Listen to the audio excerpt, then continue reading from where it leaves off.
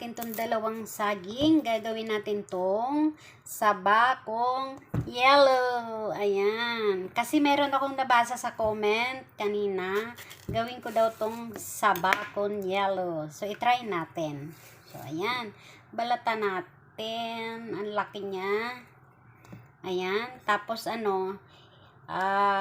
hiwain ko lang siya sa 3. So, meron tayong 6 na piraso. So, ayan. So, tatakam na ako, guys. Mga ka-Inday Bells, ako ay natatakam na. So, hiwain lang natin siya sa 3. So, ang lalaki, ayan, meron tayong 6 na piraso.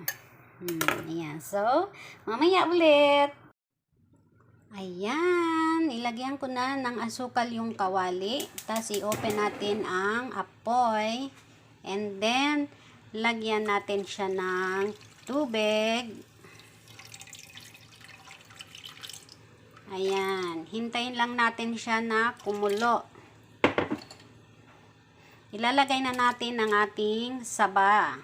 Ayan, hiniwa ko ulit siya, guys, para lumiit-liit. Ayan, oh. Ayan, kumukulo na siya. So, hintayin lang natin siya na maluto. Ayan. At, matuyo-tuyo itong sabaw na nilagay natin na tubig. Parang napadami ko yata yung tubig. Ayan, para maluto din yung saging natin. So, ayan. Takpan natin siya ng saglit. Para, ayan, maluto. Ayan, mamaya ulit. So, ayan. Pakuluan lang natin ang pakuluan. Ayan, tuloy-tuloy ang kanyang pagkulo hanggang sa patuyuin natin itong tubig. Ayan, para matunaw din yung asukal at kumapit din sa kanyang saging. Ayan, o, diba? Kulo-kulo lang, kulo-kulo. Ayan, mamaya meron na tayong saging sabakong yellow. Ayan na. Malapit na siyang maluto. Ilang minuto na lang. Ayan, oh. Tuyo na yung tubig na nilagay natin. Plus yung asukal. Ayan, tunaw na. So, ayan na. Oh, kita nyo. Sarap.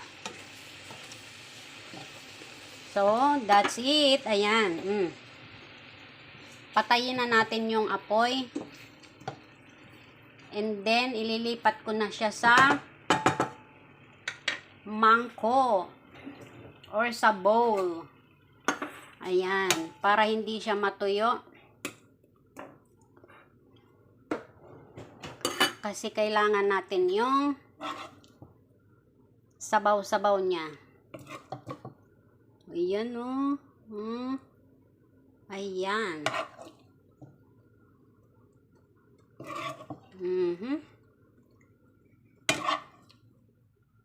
Oh. Diba? So, meron na tayong version ng pang-saging saba. Ayan. Version ni Inday Bells na saging saba. Wala akong iba milk. Ang nandyan sa akin is condensed. So, itry natin yan kasi hindi na ako nakabili ng saging. Ay, condensed milk. So, ayan. Ayan na. Charan na. Charan. Ayan, oh. Diba, oh. Oh. Ayan na. Ang ating gagawing saging sabakong yellow. Ayan, magpiprepare ako ng ice.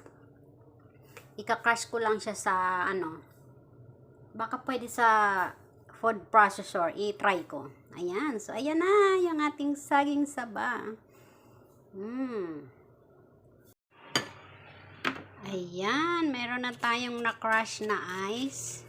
Ginamit ko lang yung food processor. So, ayan, ilagay na natin ang ating saba. Charan! Ayan, oh. Yummy!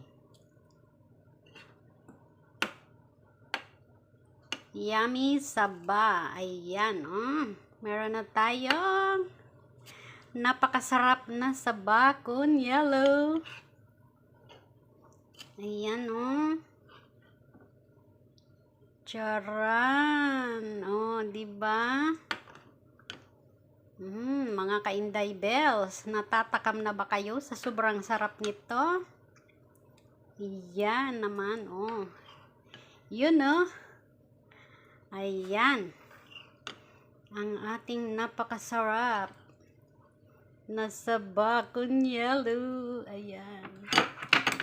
So, mahirap ang walang nagbibideo.